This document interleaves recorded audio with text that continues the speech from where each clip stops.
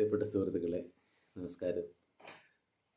നിങ്ങളേവരെയും പോലെ, അല്ലെങ്കിൽ ഈ ലോകം ഇന്ന് അനുഭവിക്കുന്ന ഒരു വലിയ ആഹ്ലാദത്തിൻ്റെ നിമിഷങ്ങളായ ഫുട്ബോളിൻ്റെ വേൾഡ് കപ്പ്, നിങ്ങളേവരെയും പോലെ ഞാനും ഭരിതമായ ഒരു മനസ്സുമായിട്ടായിരിക്കുന്നത്. അതിന് ഒരു കാരണമുണ്ട്.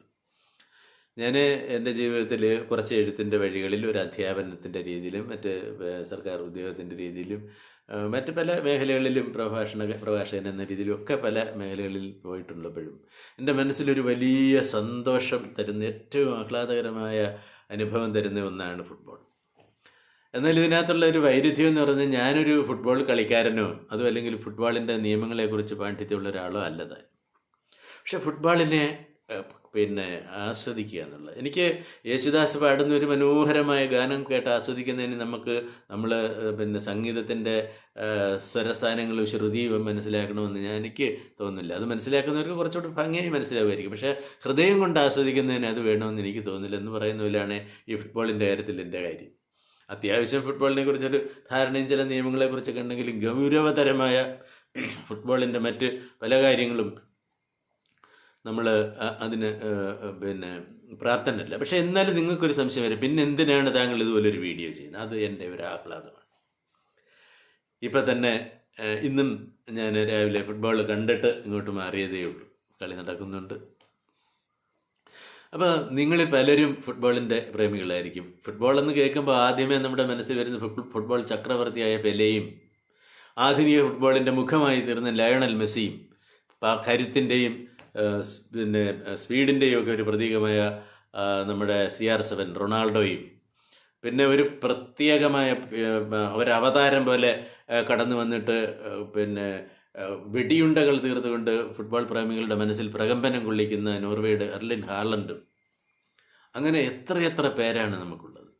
പക്ഷെ അവരെക്കുറിച്ചൊക്കെ പുതിയ തലമുറയ്ക്ക് അറിയാം. ഞാനിപ്പോൾ നമ്മുടെ ബ്രസീലിൻ്റെ ഇതിഹാസ നായകനായിരുന്ന പെലെയെക്കുറിച്ചൊരു ചെറിയ വീഡിയോ ചെയ്തു. അപ്പോൾ എൻ്റെ പല സുഹൃത്തുക്കളും, എൻ്റെ വിദ്യാർത്ഥികളും ഉൾപ്പെടെയുള്ളവർ പറഞ്ഞു, സാർ പഴയ പല കാര്യങ്ങളും ഞങ്ങൾക്ക് അത്ര അറിയത്തില്ല, പുതിയ കാര്യങ്ങളെ അറിയാം, അതൊക്കെ ചേർത്തൊരു വീഡിയോ ചെയ്താൽ നന്നായിരിക്കുമെന്ന് ഞങ്ങൾക്ക് തോന്നുന്നു പറഞ്ഞതുകൊണ്ടുകൂടിയാണ് ഞാൻ ഇപ്പോഴിങ്ങനെ ഒരു ചെറിയ വീഡിയോ ചെയ്യാമെന്ന് വിചാരിക്കുന്നത്. ഇന്ന് ഞാൻ പ്രധാനമായിട്ടും പറയാൻ ഉദ്ദേശിക്കുന്നത് നമ്മുടെ ഡീഗോ മാറഡോണയെക്കുറിച്ച് തന്നെയാണ്. മറ്റുള്ളവർക്ക് ഫുട്ബോൾ ഒരു കളിയാണെങ്കിൽ മാറഡോണയ്ക്ക് അതൊരു കലയാണ്. ഒരു കവിത രചിക്കുന്നത് പോലെ അനായാസമധുരമായ ഒരു പ്രക്രിയയാണ്. മറഡോണ കാലുകൾ കൊണ്ടല്ല, തല കൊണ്ട്, ഹൃദയം കൊണ്ടും ഫുട്ബോൾ കളിച്ചു എന്ന് ഞാൻ പറയും. കാരണം ഫുട്ബോളിനെ അയാൾ അത്രമാത്രം സ്നേഹിച്ചിരുന്നു, ഒരു പാഷനായിരുന്നു. വളരെ ചെറുപ്പത്തിൽ ദാരിദ്ര്യത്തിൽ കിടന്ന് അദ്ദേഹം പേപ്പർ ചുരുട്ടിയിട്ടിട്ട് ഫുട്ബോളിന് പകരം തട്ടിക്കളിച്ചു എന്ന് പറഞ്ഞു കേട്ടിട്ടുണ്ട്. എൻ്റെ ജീവിതത്തിൽ എനിക്ക് കിട്ടിയ ഏറ്റവും വലിയ സമ്മാനം ഒരു ഫുട്ബോളായിരുന്നു എന്ന് മാറഡോണ പറഞ്ഞിട്ടുണ്ട്. അർജൻറ്റീനയിലെ ബ്യൂണസ് ഐഴ്സിലുള്ള ഒരു ചെറിയ ഗ്രാമത്തിൽ ജനിക്കുകയും അദ്ദേഹം ചെറിയ ക്ലബ്ബുകളിൽ ഒക്കെ കളിക്കുകയൊക്കെ ചെയ്തിട്ട് അർജൻറ്റീന ജൂനിയേഴ്സിൻ്റെ ടീമിലൊക്കെ വന്നു. ബൊക്ക ജൂനിയേഴ്സ് കളിച്ചു, പിന്നീട് നാപ്പോളി കളിച്ചു, ബാഴ്സലോണയിൽ കളിച്ചു. അതെല്ലാം ശരിയാണ്. പക്ഷേ ഇതിനേക്കാളൊക്കെ ഫുട്ബോളിൻ്റെ ഒരു പ്രതീകമായി അറിയപ്പെടുന്ന ഒരു അവതാരമായി, ദൈവത്തിൻ്റെ കൈയും കൊണ്ടും മനുഷ്യൻ്റെ കാലും കൊണ്ടെന്ന് ഞാൻ പറയത്തില്ല, അതിനകത്തും ദൈവത്തിൻ്റെ സ്പർശം എന്ന് വേണമെങ്കിൽ പറയാം. ദൈവത്തിൻ്റെ കൈയും കാലും എടുത്തുകൊണ്ട് ഫുട്ബോൾ കളിക്കാൻ വന്ന ഒരാളാണ് ഡീഗോ ആർമാൻഡോ മാറഡോണ എന്ന് പറയുന്ന ഒരാൾ. ഞാനിപ്പോഴും ഓർക്കുന്നുണ്ട്, അന്ന് എനിക്ക് ഫുട്ബോളൊക്കെ ഒരുവിധം നന്നായി ഒരുവിധം മനസ്സിലാക്കാനും ഒരു പ്രാപ്തിയൊക്കെ ആവുന്ന 1986 മെക്സിക്കോയിൽ അസ്റ്റക് സ്റ്റേഡിയത്തിൽ നടന്നിട്ടുള്ള ഇംഗ്ലണ്ടിന് എതിരെ നടന്നിട്ടുള്ള ക്വാർട്ടർ മത്സരം ഞാൻ ഇപ്പോഴും ഓർക്കുന്നത്. അന്ന് എനിക്ക് ചെറുപ്പമാണ്, 20 വയസ്സിന് താഴെയാണ്. എങ്കിലും ഫുട്ബോൾ അത്യാവശ്യം ഹൃദ്യതയോടെ ആസ്വദിക്കാൻ പറ്റുന്നൊരു സമയമാണ്. ഞാൻ ഇപ്പോഴും ആ ഗോള് പോലും ഓർക്കുന്നുണ്ട്, അദ്ദേഹത്തിൻ്റെ കൈ കൊണ്ട് തട്ടിയിട്ട് ആ ഗോളൊക്കെ. പക്ഷെ അതല്ല, അടുത്ത 1-2 മിനിറ്റിനകം ഒരു അത്ഭുതകരമായൊരു സംഭവമാണ് നടക്കുന്നത്. സെൻട്രൽ സർക്കിളിൻ്റെ ബാക്കിൽ നിന്ന് മറഡോണയുടെ കാലിലേക്ക് ഒരു പന്ത് കിട്ടുകയാണ്. അദ്ദേഹം അത് ഒന്ന് കാലിൽ കുരുക്കി എടുത്തുകൊണ്ട് മുന്നോട്ടൊന്ന് വെട്ടി. നമുക്കറിയാം, ഇംഗ്ലണ്ട് വളരെ പൊക്കം കൂടിയ ആളുകളാണ്. അധൃഷ്യന്മാരായ ധികൃത ശക്ര പരാക്രമന്മാരായിട്ടുള്ള 5 ഡിഫൻഡർമാരാണ് മാറഡോണയെ എതിരിടാൻ നിൽക്കുന്നത്. അപ്പോൾ ഓരോരുത്തരെയും വലത്തോട്ടും ഇടത്തോട്ടും ഒരു ദ്രുതചലനം കൊണ്ട്, ശരീരത്തിൻ്റെ ചില വെട്ടിമാറലുകൾ കൊണ്ട് പരാജയപ്പെടുത്തിയിട്ട് ഓരോരുത്തരെയും വീഴ്ത്തിക്കൊണ്ട് മാറഡോണ കേവലം 10 സെക്കൻഡ് കൊണ്ട് 60 മീറ്റർ ഓടി മുൻപോട്ട് ചെല്ലുമ്പോഴെന്താ കണ്ട കാഴ്ച! ഒരു വലിയ എട്ടുകാലിയെ പോലെ അദൃശ്യനായ ആചാരബാഹുവായ അക്കാലത്ത് ഏറ്റവും അറിയപ്പെടുന്ന പീറ്റർ ഷിൽട്ടൺ എന്ന് പറയുന്ന ഇംഗ്ലണ്ടിൻ്റെ ഗോളി ഇങ്ങനെ നിറഞ്ഞു നിൽക്കുകയാണ്. മറഡോണ മൈൻഡ് ചെയ്തതില്ല. പടക്കെന്നൊരു ഗോൾ അടിച്ചിട്ട് അങ്ങോട്ട് ഓടി കൈ ഉയർത്തി ഇങ്ങനെ കൈയും ചുറ്റി ചിരിച്ചാഹ്ലാദി ചുന്മത്തനായി ഓടുന്ന ഒരു കുട്ടി മറഡോണ. മറ്റുള്ളവർക്ക് 6 അടി ചില്ലറ ഉയരം ഉണ്ടെങ്കിൽ എനിക്ക് തോന്നുന്നു വല്ല 5 അടി എങ്ങനെ കാണത്തുള്ളായിരിക്കും. എനിക്ക് തോന്നുന്നത്, ഞാൻ പലപ്പോഴും വിശ്വസിക്കാൻ ആഗ്രഹിക്കുന്നത്, മറഡോണയുടെ അമ്മയുടെ ഗർഭത്തിൽ മറഡോണ ഇരിക്കുമ്പോൾ ഒരുപക്ഷെ ഇച്ചിരി കൂടെ വളർച്ചയുടെ ഉണ്ടായിരുന്നിരിക്കണം. നൂറ്റാണ്ടിൻ്റെ ഗോളടിക്കാൻ ഇവനെ വേണമെന്നോർത്ത് ഈ സകലത്തിൻ്റെയും നാഥനായ ദൈവം മറഡോണയുടെ അമ്മയുടെ ഉദരത്തിൽ കൈവച്ചൊരല്പം ഉയരം കുറച്ചു കൊടുത്താണെന്ന് വിശ്വസിക്കാനാണ് എനിക്കിഷ്ടം. കാരണം അല്ലെങ്കിൽ ഈ വലിയ ഡിഫൻഡർമാരിങ്ങനെ വരുമ്പം അവരുടെ കാൽക്കീഴിലൂടെ ഒരു മുയൽക്കുഞ്ഞിൻ്റെ ലാഘവത്തോടു കൂടി തെന്നി പറന്ന് അങ്ങ് പോവുകയാണ് മറഡോണ. പിന്നെ എത്ര കളികൾ എല്ലാം ഇപ്പോൾ നമുക്കിവിടെ പറയാൻ പറ്റുന്നില്ല.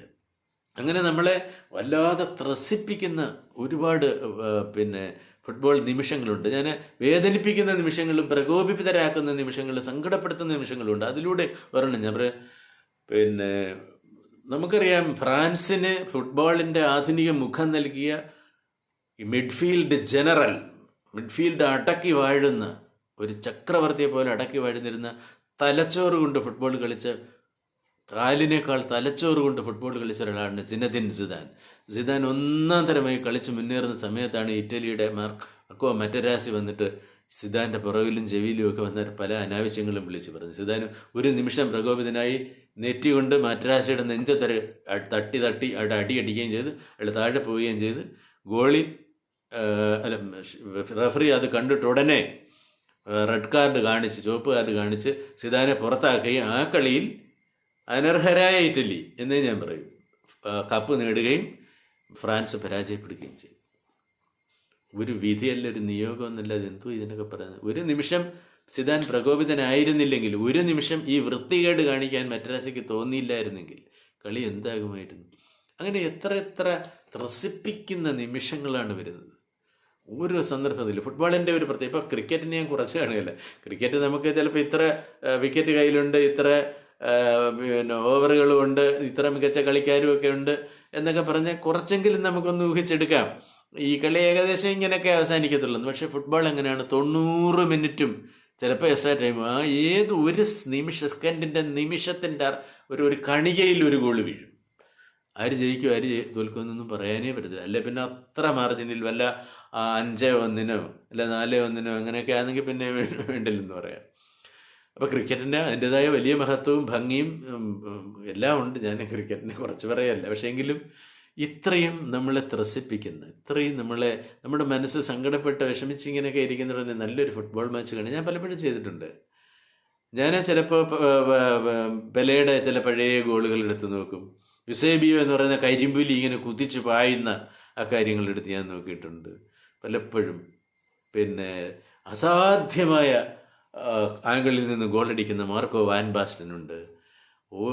ടോട്ടൽ ഫുട്ബോളിൻ്റെ ക്രൈഫാണ് ടോട്ടൽ ഫുട്ബോളിൻ്റെ ശരിക്കും നായകൻ. യോഹാൻ ക്രൈഫിൻ്റെയൊക്കെ പിന്തുണക്കാരായിട്ട് എത്ര പേരാണ്? ഗുള്ളിറ്റ് ഒരു ദിവസം ഒരു ഹെഡർ, ഗുള്ളിറ്റ് ഒരു പന്തായി മാറി ചുരുങ്ങി എന്നിട്ട് ഹെഡ് ചെയ്യുന്നത് കണ്ട്.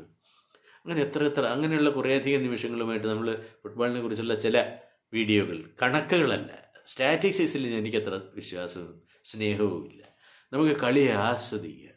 അത്തരത്തിലുള്ള ചില വീഡിയോകൾ കൂടി ചെയ്യണമെന്ന് എനിക്ക് ആഗ്രഹമുണ്ട്. നിങ്ങളുടെയൊക്കെ പ്രോത്സാഹനം ഉണ്ടാവണം. ഇടയ്ക്കൊന്ന് പറഞ്ഞുകൊള്ളിട്ട് ഇഷ്ടപ്പെടുന്നെങ്കിൽ നിങ്ങളത് സബ്സ്ക്രൈബ് ചെയ്യണം. ഈ വീഡിയോകൾ മാത്രമല്ല, നിങ്ങളുടെ കുഞ്ഞുങ്ങൾക്കും വിദ്യാഭ്യാസപരമായിട്ടൊക്കെ ഒരുപാട് പ്രയോജനം ചെയ്യുന്ന നിരവധി വീഡിയോകൾ ചെയ്യാൻ എനിക്കൊരു പദ്ധതിയുണ്ട്. അപ്പോൾ സബ്സ്ക്രൈബ് ചെയ്യുകയോ അതുപോലെ തന്നെ ഷെയർ ചെയ്യുകയൊക്കെ ചെയ്തിട്ട് നമുക്കിത് മുന്നോട്ട് പോയാലേ നമുക്ക് പറ്റുകയുള്ളൂ. അതുകൊണ്ട് അതും കൂടെ ഒന്ന് പരിഗണിക്കണം എന്നൊരു അഭ്യർത്ഥനയുണ്ട്. സ്നേഹത്തോടെ ഇനിയും ഒരു വീഡിയോയുമായി കാണുന്നത് വരെ മോഹൻദാസ്.